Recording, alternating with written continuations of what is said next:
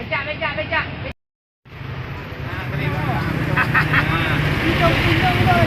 Kak, hop. Jangan nan.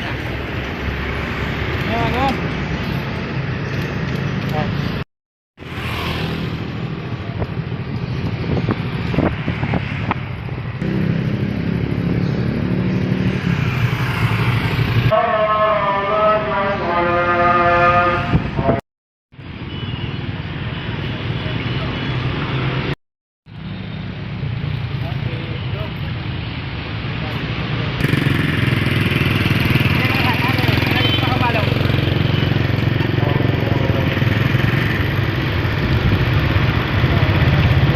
Oke.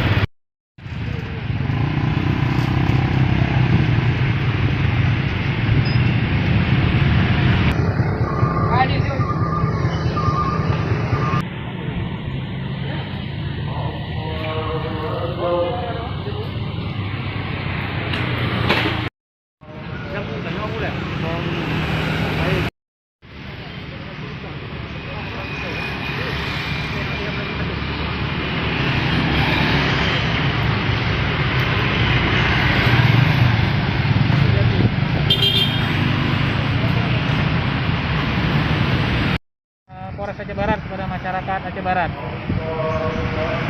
Mengenai berboncengan dua ini bagaimana ini Pak?